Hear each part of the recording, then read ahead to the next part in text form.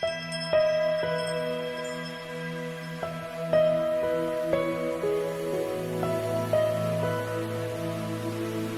நாளிலே கூட கர்த்தர் நமக்கு தருகிற ஒரு வார்த்தை, உனக்கு அதை தருவேன்.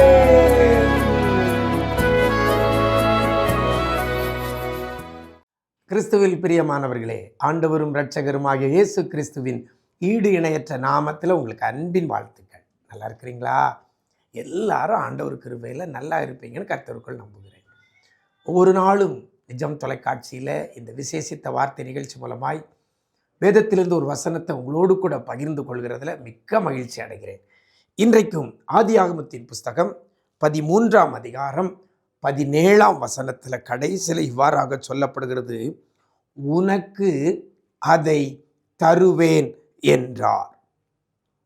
உனக்கு அதை தருவேன் என்றார் என்று வேதம் சொல்லுகிறது. எனக்கருமையான தேவஜனமே, உனக்கு அதை தருவேன், தருவேன், அதை தருவேன், உனக்கு தருவேன் அப்படிங்கிறது தான் இந்த வசனத்தில் ரொம்ப ஒரு ஆசீர்வாதமான ஒரு வார்த்தை. கர்த்தர் ஆபிராமுக்கு சொன்ன ஒரு வார்த்தை தான் இது.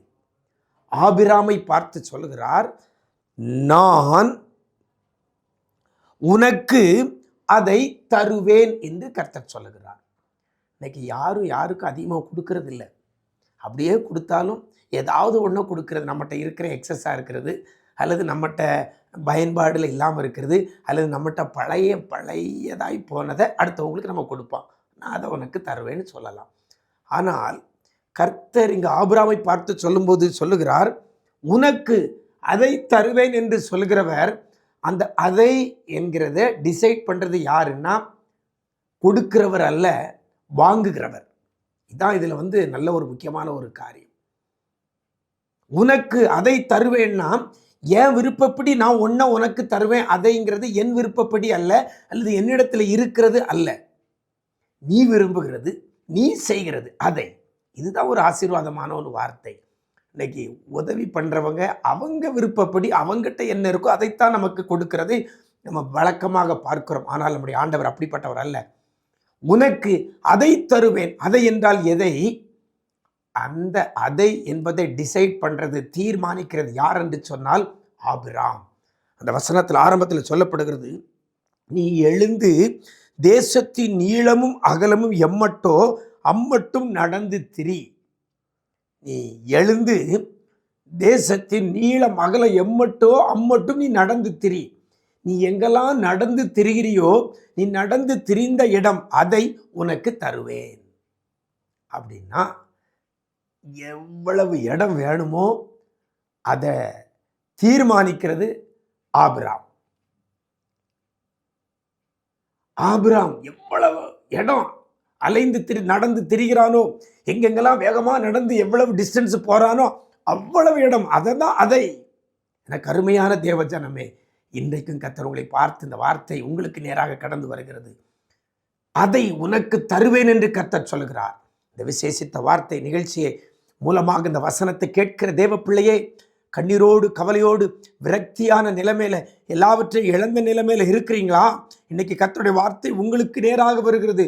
அதை உனக்கு தருவேன் அப்படின்னா, நீங்க என்ன முயற்சி பண்றீங்களோ, நீங்க என்ன பிரயாசப்படுறீங்களோ அதை உங்களுக்கு கர்த்தர் தரப்போகிறார். நம்ம பிரயாசப்படாம, நல்லா கவனிங்க, நம்ம முயற்சி பண்ணாம எதையும் நம்ம பெற்றுக்கொள்ள முடியாது. கர்த்தர் அதிசயங்களை செய்கிறவர், நம்முடைய தேவைகளை சந்திக்கிறவர் உண்மைதான். ஆனால் நம்மளுடைய முயற்சி அதில் இருக்க வேண்டும். அதனால தான் ஆபிரகாம் பார்த்து சொன்ன, ஆபிரகாம் சும்மா சொல்லியிருக்கலாமே, எல்லாத்தையும் உனக்கு தருவான்ப்பா, இவ்வளோ தூரம் தருவேன் அப்படின்னு சொல்லியிருக்கலாம். இல்லையே, உன் பங்கு அதில் இருக்கணும், உன் செயல்பாடு அதில் இருக்கணும், உன்னுடைய முயற்சி அதில் இருக்கணும். அதனால தான் நீ எழுந்து நடந்து திரி.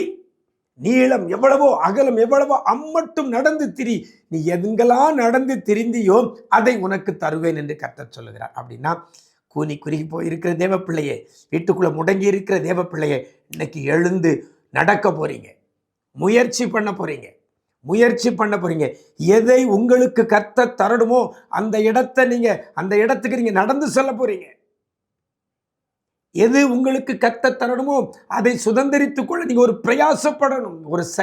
ஒரு செயல் நீங்க செய்யணும். ஒரு தொழில் காரியமா அதுல ஒரு முயற்சியை போடுங்க. அதனுடைய லாபத்தை கர்த்தர் உங்களுக்கு தருவார். ஒரு இடம் காரியமா நடந்து திரியுங்க, கர்த்தர் அதை உங்களுக்கு தருவார். அன்னைக்கு ஆபிரகாமுக்கு வாக்கு கொடுத்த ஆண்டவர் இன்னைக்கு நிஜம் தொலைக்காட்சி நேயர்களுக்கும் கர்த்தர் கொடுக்கிறார். எதை இழந்திருக்கிறீங்களோ உங்களுடைய பிரயாசத்தை கொஞ்சம் காட்டுங்க. அதுல உங்களுடைய செயல்பாடு ஒன்றை காட்டுங்க, உங்களுடைய கிரியைகளை ஒன்றை காட்டுங்கள். அதை கர்த்தர் உங்களுக்கு தருவார். அது எதுவானாலும் சரி, அதை உங்களுக்கு தருவேன் என்று சொன்ன கர்த்தர் உங்களுக்கு நிச்சயமாய் தருவார். முடங்கி கிடக்காதங்க. ஆபிரகாமுக்கு சொன்னது, எழுந்து நடந்து திரி. முடங்கி கிடக்கிற கூனி குறுகி இருக்கிற தேவ பிள்ளையே, இன்றைக்கு நீங்கள் எழுந்து நடங்கள். அந்த காரியத்திற்காக ஏதாவது ஒரு முயற்சியை செய்யுங்கள்.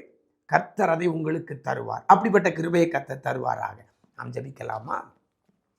நேசிக்கிற நல்ல பிதாவே, ஆசீர்வதிக்கப்பட்ட இந்த நல்ல நாளிலே கூட அதை உனக்கு தருவேன் என்று ஆபிரகாமுக்கு வாக்கு கொடுத்த ஆண்டவர், இன்றைக்கும் இந்த நிஜம் தொலைக்காட்சி நேயர்களாக இருந்து இந்த வார்த்தையை கேட்கிற பிள்ளைகளுக்கு என் ஆண்டவர் பிள்ளைகள் விரும்புகிறதை, பிள்ளைகள் எதிர்பார்த்திருக்கிறதை, பிள்ளைகள் ஒரு சின்ன முயற்சி செய்து சின்ன பிரயாசப்பட்டு அதை என் தேவன் பிள்ளைகளுக்கு கொடுக்க போறதற்காக நன்றி செலுத்துகிறோம்.